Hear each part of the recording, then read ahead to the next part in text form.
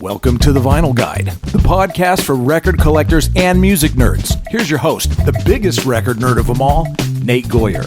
Well, hey everyone, it's Nate. Welcome to episode 507 of The Vinyl Guide, the podcast for record collectors and music nerds. And ladies and gentlemen, this week, I'm so proud to be sharing this. It's a conversation with two of my heroes, Bill Stevenson and Milo Aukerman of Descendents. And we cover a lot of ground today. We talk about new recordings, Descendents tour. We get an update on other projects like All, Flag, and more.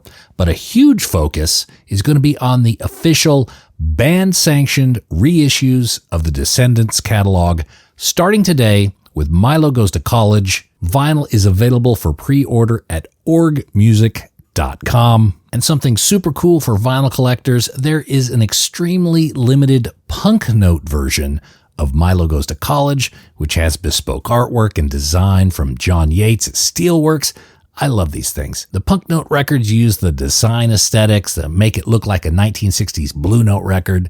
These are super limited, so if you're into record collecting, I suggest you grab one at your earliest opportunity at orgmusic.com. And dear people, this is just the beginning. In the very near future, we're going to see reissues of other Descendents albums like I Don't Want to Grow Up, Liveage, All, Bonus Fat, and more. Now, all this reissue news is very important because for many years, big sections of the Descendents and All music catalogs have not been under the control of the band, and their availability on the market was pretty inconsistent. It was hard to find official copies of these extremely important records, which meant that a lot of unofficial versions were flooding the market. So if you've bought a copy of Milo Goes to College in the last 20 years, there's a pretty decent chance you have an unofficial record made from a questionable source, and of course, little if any money went to the artist. So now you can finally enjoy Descendents music and properly support the band and hear them as they intended it to sound. And again, you could right the wrongs by getting your copy of Milo Goes to College today at orgmusic.com. And finally, there's an extended version of this conversation only available at patreon.com/vinylguide. That's where I put extra stuff up there for supporters of the show, including this interview. Milo, Bill, and I are nerding out on an interesting Descendants artifact that I recently acquired.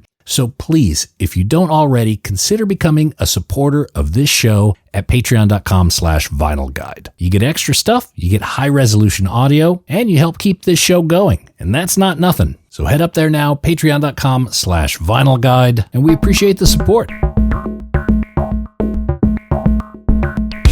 All right, enough of the jibber jabber. Let's get on the horn with Milo Aukerman and Bill Stevenson and talk about all things Descendents. Bill, Milo, thank you for making the time. Before we get into the record, Bill, Milo, just a quick health check. How are you guys doing? What's happening with you guys health-wise? You go first, Milo, since you had the most recent thing. You go first. Well, I think we're both pretty healthy. I think Bill's he's kind of healthier because he's been going to the gym. I don't even go to the gym, so but we're both healthy. Yeah. Yeah, Bill's looking leaner. Very good. Yeah. And Bill, why you got to make it about being fat? Like why you got to go there? You know? I'm just saying you're looking sharper, man. More aerodynamic. I'm teasing you. You know I'm teasing you, right? Of course. So your health's good, Bill? I'm right? Solid. Yeah, I'm solid. I've really been working my butt off in terms of nutrition and exercise. The whole package, all of it, the supplements, all the boring stuff that, so yeah, I've noticed just a massive uptick in my kind of just general ability to live life. So, 'cause I've been working like pretty hard for about 3-4 years on it. But then in the last 2 years, I've been working really hard, just punishing myself just to try to not get sick. I don't want to get sick anymore. I've been sick enough. I've had 3-4 brushes with death. So now I just want to kick ass and, Is coffee still on the menu for both of you? Yeah. Are you kidding me? Yeah, absolutely. Okay, just want to make sure the pendulum didn't swing too far the other way. Coffee's good for you anyway. So what? Yeah. Yeah, the science is on our side with this one. Ah, Definitely. very good. And that's coming from a scientist, so you can Okay. trust that statement. Just what's your advice for listeners who are getting older and letting themselves go? And I'm asking this for a friend.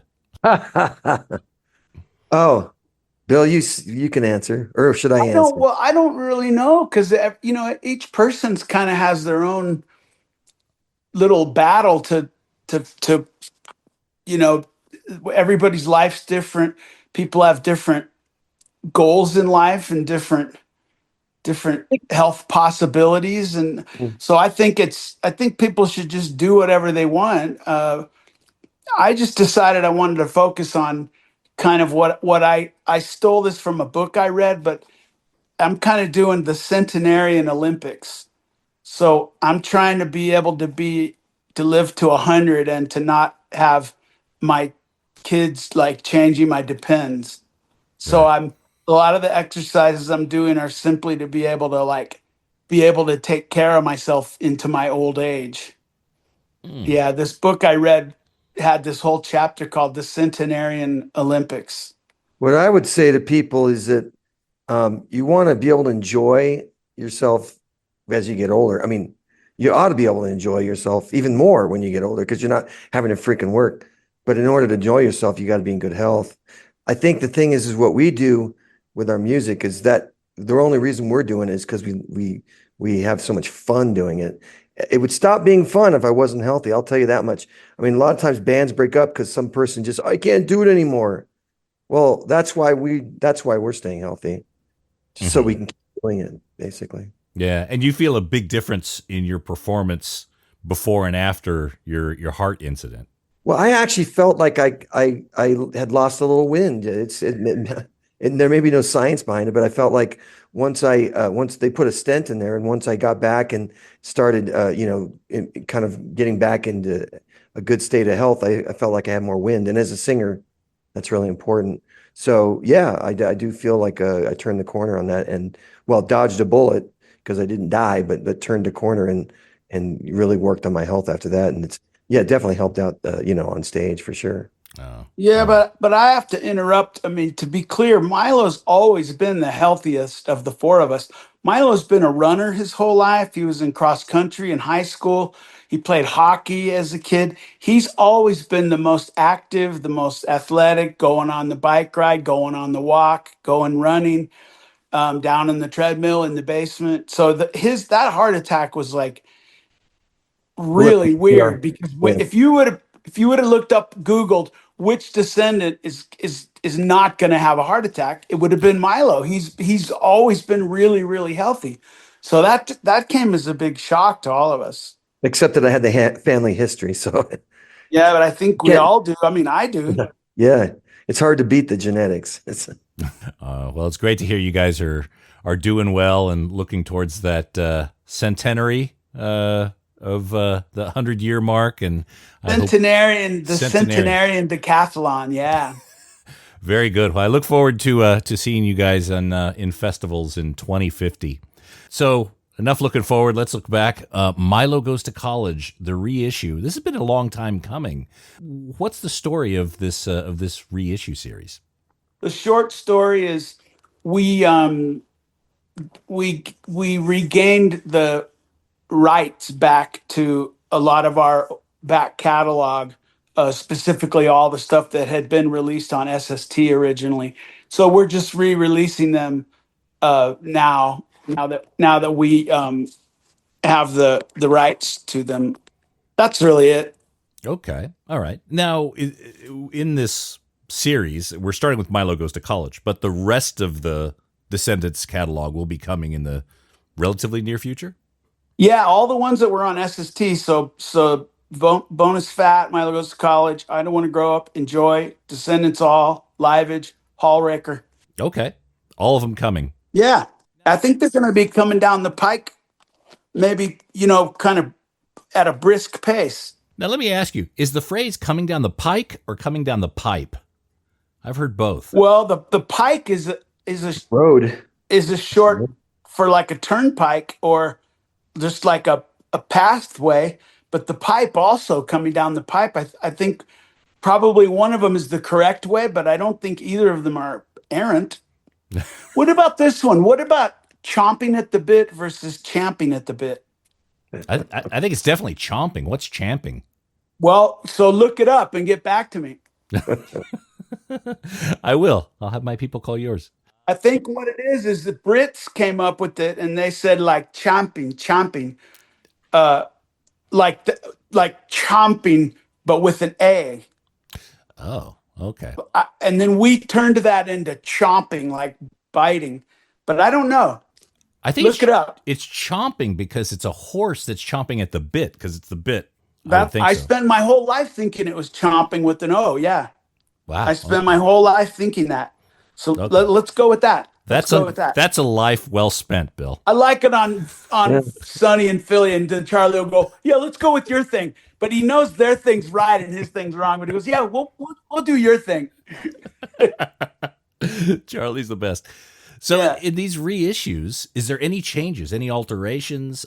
For example, Milo Goes to College, the first pressings of that had a lyric sheet, a flyer. Is that going to be included in the new series? Yeah, the flyer, the lyric sheet and the flyer is in there. The reissues they're exactly exact. But then those punk note thing, which is kind of a riff on, the Blue Note label, those are obviously going to be different visually, but the musically, sonically, they're the exact same. Yeah. Got it. Okay. And in this change of ownership, did you get the all stuff back, the stuff that was on Cruise? Not yet, but we will. Got it. Are there any recordings that exist then after this agreement that you guys don't have control of, don't have the rights to? Well, like Epitaph owns Everything Sucks, and Hypercaffeine Spasmate, Ninth Walnut, and Fat owns Cool to Be You. Mm-hmm. Is there going to be any changes with the Fat handover? I don't know. I have to look into that. One thing I think is that, okay, that record was under recouped because they gave us massive advance. Mm-hmm. And I want to say that part of the sale of Fat to Hopeless was that all the bands under recouped records would be recouped at that moment, and they'll all start getting royalties as if they were recouped.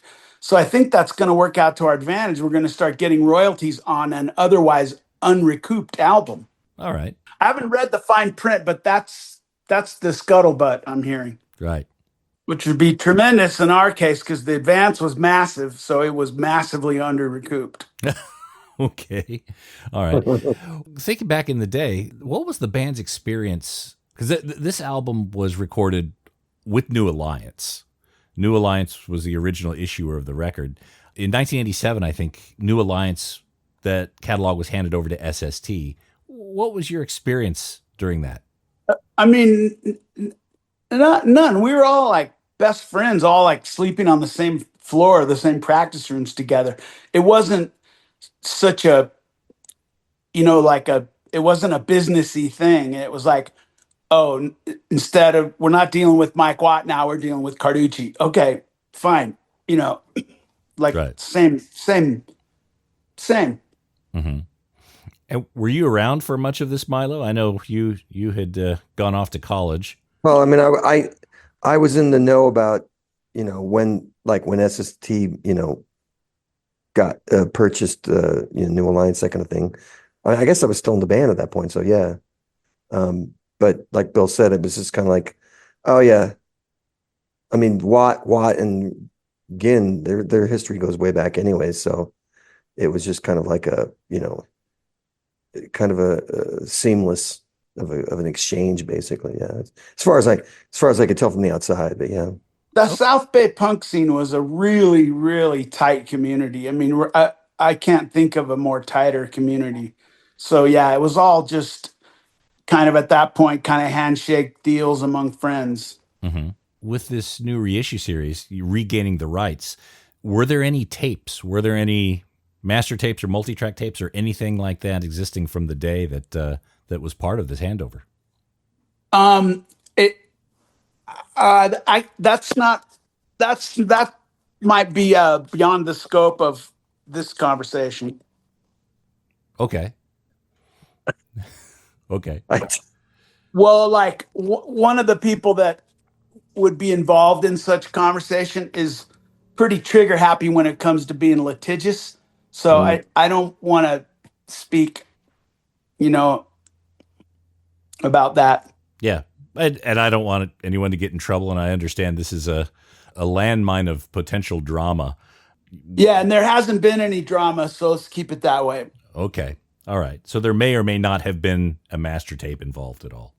Well, there's a ton of master tapes, but they've all been in the hands of various people, not least of which, so the label SST, and then me, the band, and I own a recording studio, and then Spot, the producer. Things were informal back then, so it's kind of like asking where the tapes are is like that game of who's on first. Okay. who has the Holy Grail? So do we know if the multi-tracks exist somewhere? Didn't I just say I don't want to talk about this? Okay. Okay. Okay, no, I mean I thought I was clear. Okay. All right. I don't mean to offend. I No, don't you're want to get not in trouble. offending me. It's just it's not discussable right now. Now, again, guys, forgive me if I ask a question that goes into sensitive territory. I don't mean No, to. no, no, offend. you're fine. I can't answer those tape questions because I can't answer them right now. Fair enough. In terms of the reissues, will we see a reissue of the Fat EP? Will there be a 7-inch, or is this going to stay kind of in bonus fat territory? I think bonus fat territory is good enough, but who knows? Maybe we could do a fat EP and maybe do a Ride the Wild. I don't know. Okay. So Ride the Wild is potentially part of this as well. Well, the bonus fat is the Fat EP plus the Ride the Wild Hectic World 7-inch. Oh, that's right. Okay. Okay. So Yeah. So I figured that's fine. Ride the Wild's always been your property. What you controlled, Bill, yeah? Well, no, when we did bonus fat at that point, SST gained the rights to it there, but we gained them back. Okay. And in terms of the repackaging, the artwork is the same. The drawing from Jeff Rat Atkinson. Every single thing is like exactly the same, except for the punk note ones that has a different, fun look to it. Think about those old Miles Davis records and all that sort of thing, or whatever. Lester Young, or I don't know. I love how they do Whoever. those. Yeah. Milo, you have in the last few years retired from the regular work and done full-time Descendents in music. Is that as I understand? Yep. All right. And how's that going? Are you enjoying your retirement? Well, yeah, I think it got to the point where I wanted just to do the fun stuff and not do the lame stuff. And the lame stuff turned out to be the working for a mega corporation and not really having any autonomy. So Mm-hmm. once I'd taken one too many kicks in the rear at that company, and I just decided, well, they laid me off, but I could have stayed in science. I could have moved on to a different science job where they kicked my rear there too. And I just thought, no, never mind. I'll be a musician.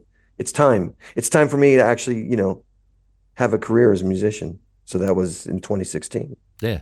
While you're young, do it. Yeah. Yes. So strange. Yeah. So is Descendants a full-time thing for you, for both of you? Well, you can't tour 365 a year because you blow your brains out. But we tour at a frequency which means that no one's going to have some other job because we want to go tour. And so that's kind of where it's worked out to be a full-time job in the sense that, I'm not having to kind of make up any kind of salary somewhere else. Right. Yeah.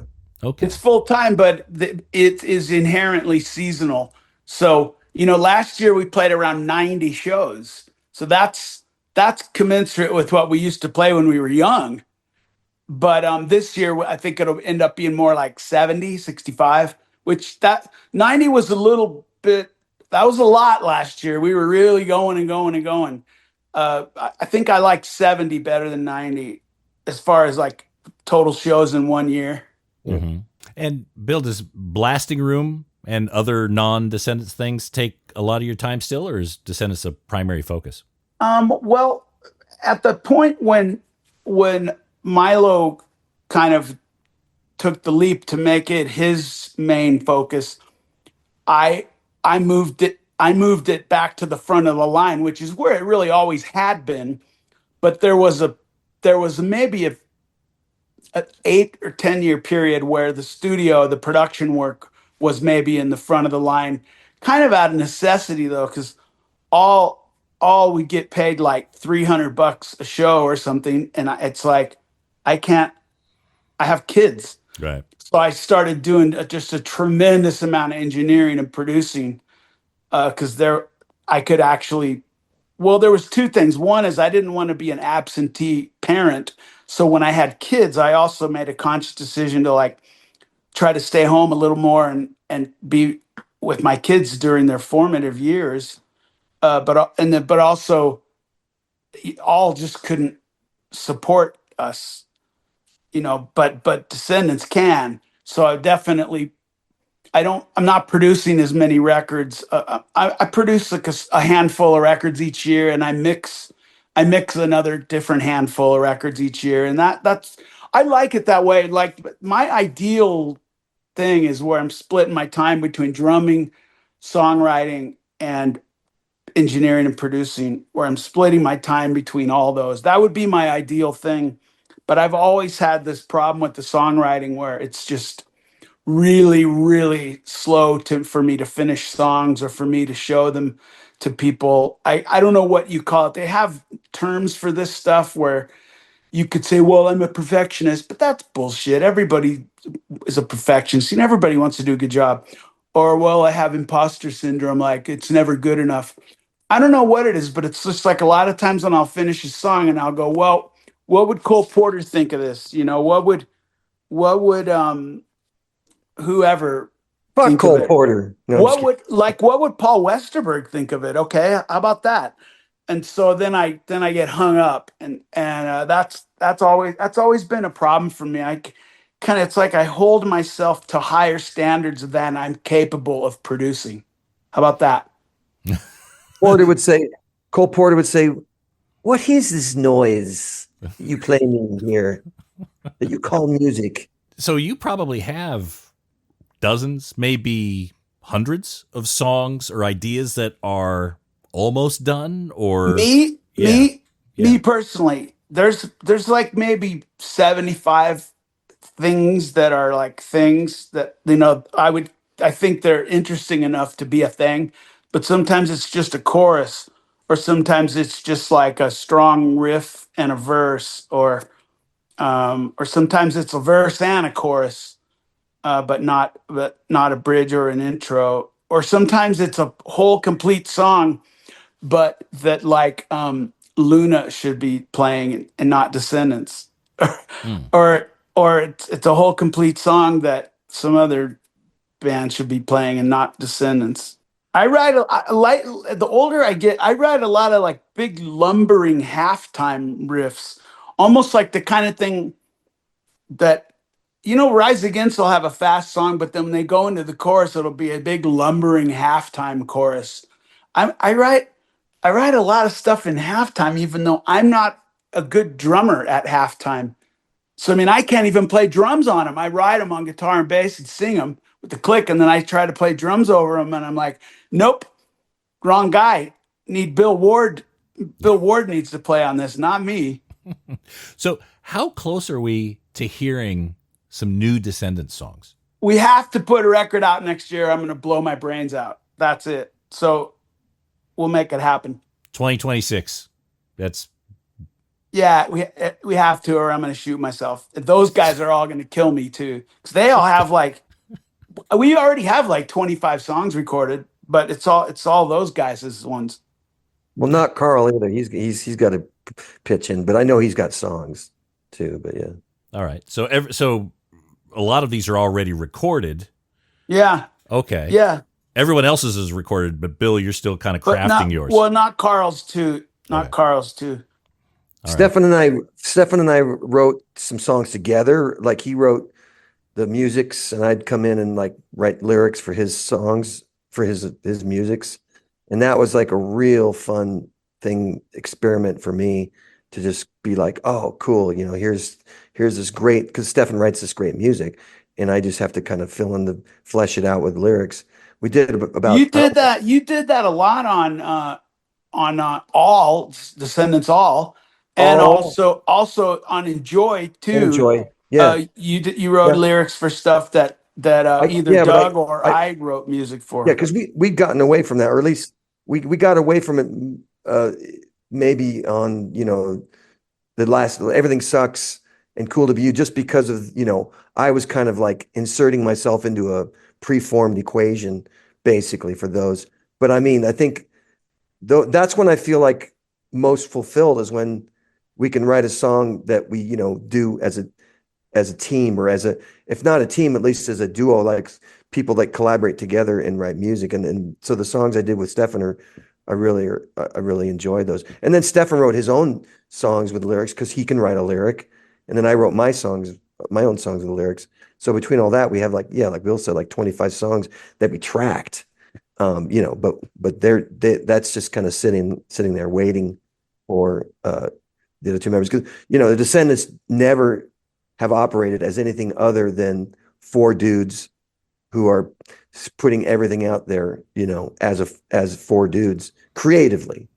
And that's never going to change. Have you guys taken any of those songs, maybe not the ones that Bill has, but the ones that have already been tracked? Have you snuck any of them into a live set at any point?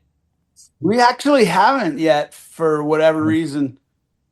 I Yeah, almost, it's like we could work them up at sound check, but our sound checks are dedicated to like the Germs and the Adolescence and X and Fear and stuff. Our sound checks are dedicated to us playing the most stupid covers that are fun for us. yeah.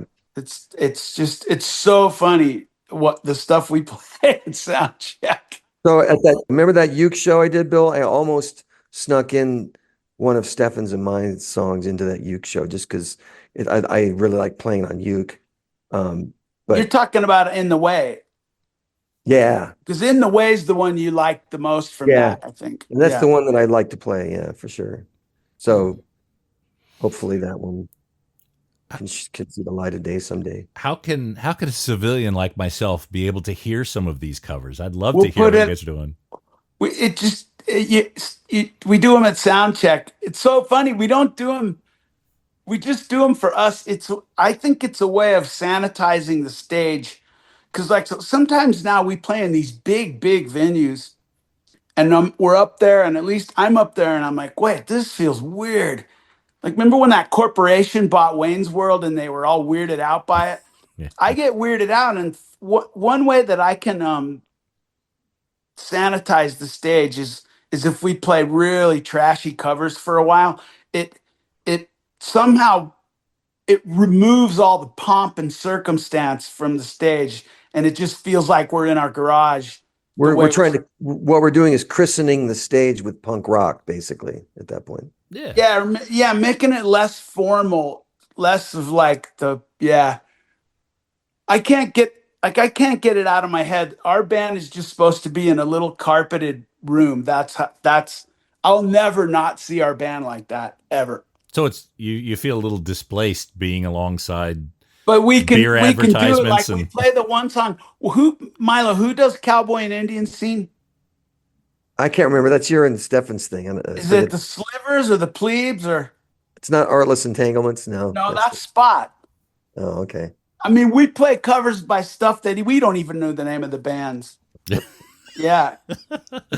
and are they different a lot of the time? Like, different dates, you have different songs, it's just whatever the mood feels No, like? it's whatever we feel like. Someone will go into something and everyone will just climb on it, even though nobody knows how to play it. Yeah, it's pretty sketch sometimes. Yeah, it's great. At least for me, I can dial up the lyric on my phone. Okay, let's go into Modern Machine. I'll just dial up the lyric. So Okay. All right. Well, I'd love to put this out in the universe at some point, live stream some of these or something so the rest of us could hear. I'd love to hear you guys take on Richie Dagger's crime or things like Well, that. we Blitz played the entire Germs album. in '87, In '87, we played a show where we played the entire Germs album. and that It was was our it. friend. It was a party for a friend of ours, and we played the whole Germs album. Yes, indeed. No. There's no tapes of that anywhere, I imagine. Nah, we lose for like posterity or Documented. capturing the special thing that happened. We don't do any of that right. Shit. All right. Well, the chances of us in Australia being able to hear that is near zero. I don't know. How about international touring? You guys are doing a lot in the U.S. Any chances you'll make it out this way at any point?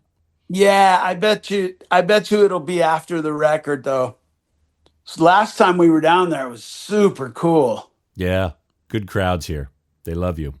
We had a great time on that last time we were down there. It was Australia and Japan, and it just went really well. A couple of years back, we went to China. Which cities? I don't know, Milo. Shanghai. Yeah, we went to Beijing, Shanghai, Guangzhou. Is that Guangzhou, yeah. place, isn't it? Mm-hmm. It weren't. So it was just a handful of places. It was 4.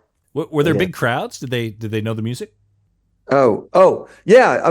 These were, I'd say by our typical standards, they were smaller, but the people that showed up were having a ton of fun. Yeah, it was like punk club size, not like big, huge venues. Yeah. Mm-hmm. When we played Beijing, the minister of culture was there, and he in the opening band, the drummer took off his shirt and played shirtless, and he got in trouble from the minister of culture who showed Wait, up. for real? Yeah. They said they told him you need to go put your shirt back on. What's a minister of culture? Do we That's have a thing like that here? No. We don't even have culture, let alone minister of culture. Yeah. Well, the problem is the minister of culture only allows you to have this very narrow view, narrow type of culture. If you consider culture to be beyond the bounds of some very narrow perspective, then that's not culture to them. But yeah, he had to put his shirt back on. Harsh. Remember, we had to send them all the lyrics to all of our songs so that they could review them before we played. Yeah, like all of the songs that we intended to play on the tour, we had to send the government the lyrics so Yeah. they could say whether or not that song was legal to be played in China. Did any come back with question marks or? They didn't. Okay. But I think someone had a great time reading the lyrics of Wiener Schnitzel or whatever, What are these guys doing? Yeah, but Tony made it gross. Like it was supposed to say ketchup. Yeah. He had to throw in the masturbation reference. Yeah, my version wasn't dirty because they would always ask you if you wanted ketchup in the bag, Yeah. Well, I don't know how closely they read the lyrics or anything, because right before his passing, Andy Gill took Gang of Four over to China. And there it is right there in the band name. So, Right. So yeah, I don't think they were reading it too closely. So in terms of other projects, Flag recently at Punk Rock Bowling, is that going to stay a one-off? Do you think we'll ever see a reincarnation of Flag at a wider scale, Bill?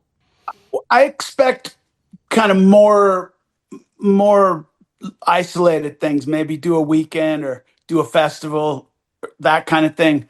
I can't see us like doing like touring, but I like doing it every once in a while. It's good fun, and those are some of my oldest friends in the world. So it's a very natural thing for me to do. Like it's kind of home. It's home to me. Yeah. Yeah. Yeah, the other weekend where half the world was looking at Black Sabbath's final performance, that was my reaction to when Flag was at Punk Rock Bowling. So hopefully it's not another 9 years before we see you guys together again. No, we're gonna try to do a couple festivals next year. Oh. Yeah, I don't know what yet though. Okay. And Australia. All's playing this weekend. All's playing this weekend in Canada. Oh Where's yeah. Yeah, that? yeah, we're playing in Tillsonburg, Canada, which apparently there's a song called Tillsonburg, but I don't know who does it. But Carl played it for me yesterday morning at practice. I mean, he played the original version of it. Who's on vocals for all? Well, we're going to do one show with Scott on vocals and one show with Chad on vocals, like on 2 different nights. Okay. So we'll cover about 45 songs, maybe 22 or so with each dude. So it'll be comprehensive. Fantastic. All right. Well, that's exciting. Oh yeah, and Milo came up and practiced with us the all songs, and he knew about 2/3 of them. I would say it was pretty cool. I mean, All was my favorite band, when the Descendents were around, I would go see All. So I know all this stuff. Hey, were there times where you stepped in, or would you step in for some all vocals, or do you feel He stepped in New Jersey, in the New York area, we had a huge show, sold out, but Chad lost his voice, so Milo came in and just sang the all show, and we played some Descendant songs too. Nobody knew it was going to happen. It wasn't like make a big deal out of it. It was like I called him up and I go, Chad lost his voice. Can you come sing? And he's like, yeah, I'll get there. Yeah. That was 93, I think, or there. Something like that. Yeah. City Gardens. 94, 95. Yeah. It probably ended up being like half all, half Descendants, something like that. Are you guys still connected with Tony Lombardo? I talked to Tony for an hour yesterday on the phone. I mean, yeah, Tony's, he's one of our best friends, oldest friends. Mm-hmm. Does he ever get up and play a couple songs with the band? It's been a while. We did that thing where we played those 2 Riot Fests, and we played the whole Milo Goes to College album with him on bass. That's been like coming up on 10 years ago. No, it's been a while since I think he's officially retired from bass. Okay. Will there be any live activity or anything to celebrate the reissue of Milo Goes to College? Anything special planned for that? I don't know. I mean, I can hit Tony up, but I think he's kind of in a different space now. I don't think he really wants to play punk rock bass or any bass. I don't know. Guys, again, I'm very excited about the reissue campaign of all the Descendant stuff. Sounds like there's going to be some all reissues coming up. And the fact that you guys just keep going strong is really encouraging. I mean, you guys are truly one of my favorite, most beloved bands. When you guys stop, I will probably weep like I did the day Johnny Cash died, because you guys mean so much. Well, do us a favor. If you see us and we're just up there and it's seeming like feeble and like we're not pulling it off, you be sure to tell us, because we don't want to be that band.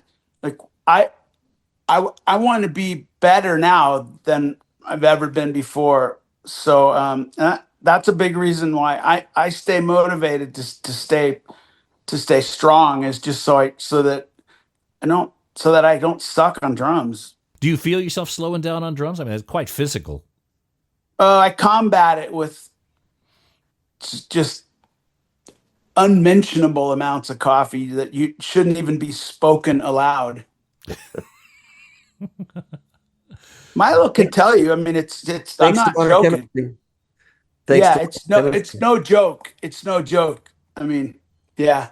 Because it's like those eighth notes coming at you, 210 beats a minute, eighth notes. That's no walk in the park. So, but so I got to drink like a million coffees. I was listening to an Evan Dando solo album not long ago, and then I heard, that ride sounds really familiar. Look at the back, Bill Stevenson, of course. But it was the Lemonheads album, right? The pink one? Yeah. Yeah, I played drums on that, and I engineered it, produced it, and I also wrote 3 songs on it. Yeah, it was so distinctive. It's like, I know that right hand. Well, there's the one thing I do, which is that kind of like Latin influenced surf beat. It's a surf beat, but it kind of works in 3s, So that's the telltale sign, I think. Carl's on that record too. He's playing bass on that record. So yeah, Carl played the bass on that. It's like the rhythm section of the Descendants and all. Yeah, Yeah. that's probably an even bigger telltale sign. Yeah, it's Carl. Yeah, that engine room felt very familiar. So, Oh, right. The engine room, right. so you guys have Milo Goes to College being reissued on vinyl. Are you guys still into vinyl? Is vinyl important to you guys? Do you still buy it or anything? I do vinyl. I do vinyl, but I don't out here in Colorado, I don't have a turntable. But I went out and bought records the other day without even having a turntable play on it. So I'm Okay. that guy. I'm that guy Where'd of you go? Where did you go to buy them? Longmont. There's a record store in Longmont. Have Um, you been to Wax Tracks in Denver? I mean, no. we did an Oh, in yeah. store there like 4 million Yeah. years I ago. mean, I've been there not in the recent past, but yeah, Wax Tracks down there, yeah. But that's how much of like a vinyl junkie you can be. Is like you buy records without any way to play them. Just to look at them. Yeah. Or like someday when I get that record player, I'll be able to play this record. Yeah. Do you have plans to get your record player fixed or get a new record player? I'm just gonna have to pick. I'm gonna have to pick one out and then and yeah, start playing it because my record player's in Delaware, but I just didn't bring it out. You may find one at a garage sale or something like that to bring home. Yeah, yeah, Is that yeah. okay? Very good. So what did you buy? This really obscure shoes. The band Shoes. I've heard of them. Shoes is like a early power pop band from the mid to late 70s, and I didn't realize that they had this thing that they did before their what I thought was their first record. There's this thing before that, and I'm like, either this is like totally fake or this is the undiscovered first Shoes record, so I had to buy it, and now it's just sitting there, and I got to play it sometime. So. Okay. You got a big collection growing in Colorado? Not in Colorado yet, but I have some vinyl here that has just been is waiting for a turntable. Most of my vinyl's back in Delaware because I was splitting my time. Yeah. So. I gave all my records to my friends, back when that would have been the seemingly right thing to do, but at looking back, it was pretty stupid. I gave all my records to my friends, and I haven't bought any Do you miss new them? ones. Do you miss playing records? No, I don't, but it partly is because I don't have a record player. If I had a record player and, like a lot of free time, because it seems like all I do is work. It's all I do is work from the moment I wake up till I go to bed. But if I had free time and a turntable, I could get down with. So I used to like that after school, like come home after school, put a record on, and then like sit on your bed, right? Sit on it with your legs on the floor, and then open up the album, and then kind of like lay back on your bed and look at the album, look at the insert, look at who did what. There's an accordion on this song. Weird. And the guy from Kiss played accordion. Oh, crazy.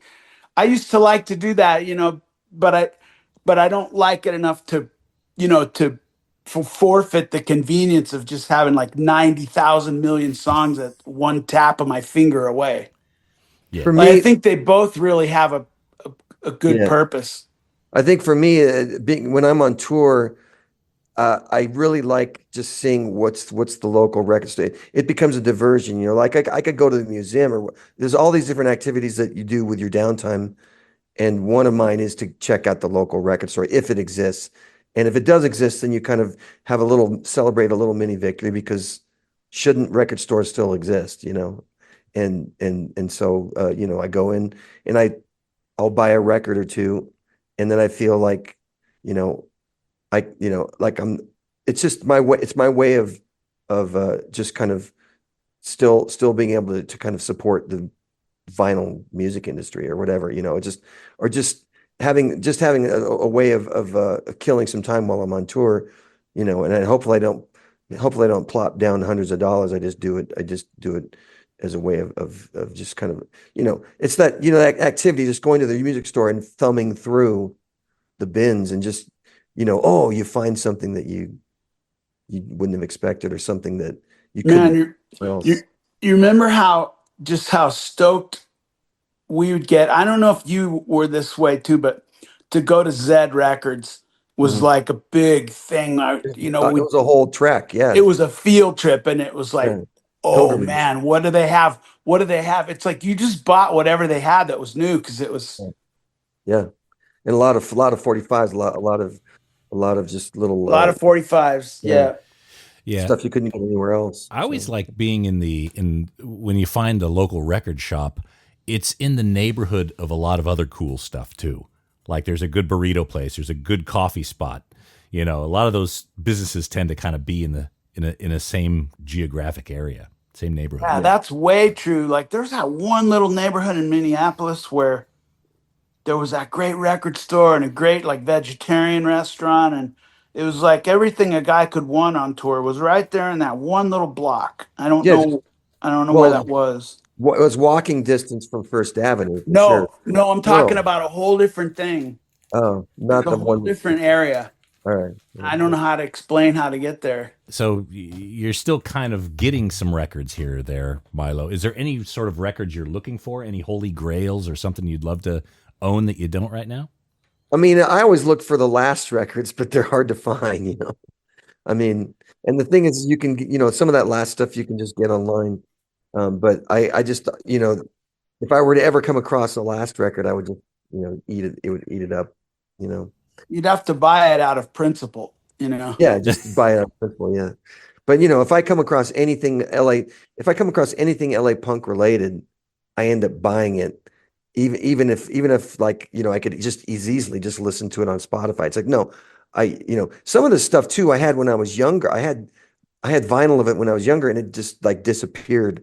Like I brought it to a party and then left it, or like someone stole it or whatever. And like I had to replace my ex Los Angeles record, and I had to. There's like a whole bunch of records that I had to replace.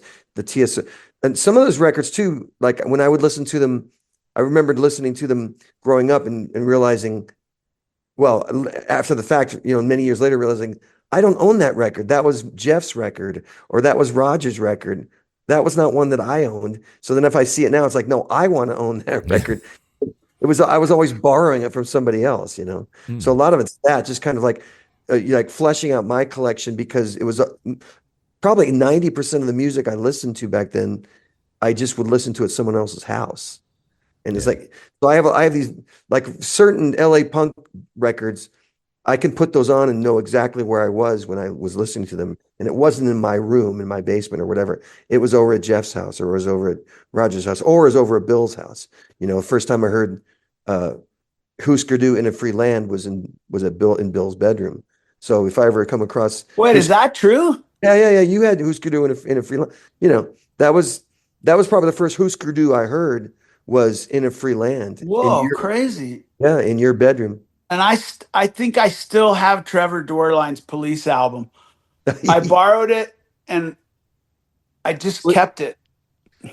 Oh, his not Police Story, but the Police album, the like album, the first Police album, and I just borrowed it and never gave it back because it's too good to give it back. It's mine now.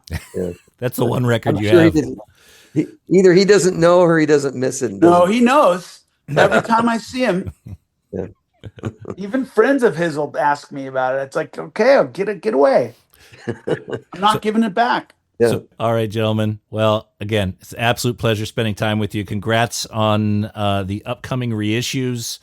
Great to see you guys both on your hind legs. And we look forward to you guys continuing to tour. Hopefully we'll hear some covers at some point. Again, I'm putting that in the universe.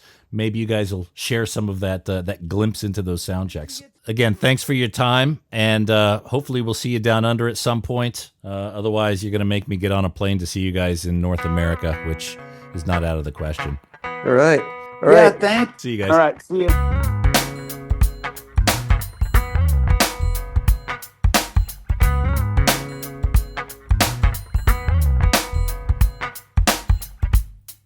That was fun. Got tense for a little bit, but that was fun overall. Look, I understand there are boundaries that need to be drawn, certain things that, they can't talk about, at least at this moment. So, I asked, I checked if that door was open, and indeed it was locked. Maybe one day we'll get to hear a little bit more about that. But anyway, the bottom line is make sure you get in your pre-order for Milo Goes to College at orgmusic.com. I suggest if they're still available, make sure to grab one of those punk note versions. Those are always very cool. Anyways, that's it for this episode of The Vinyl Guide. Thank you so much for tuning in. Those of you who are leaving positive reviews on Apple Podcasts and Spotify, and everyone who's sharing these episodes on social media, putting them on Reddit forums and Facebook groups, well, that is hugely appreciated. We'll be back shortly with a brand new episode. So you guys behave yourselves, and thanks again for listening to The Vinyl Guide podcast. Cheers.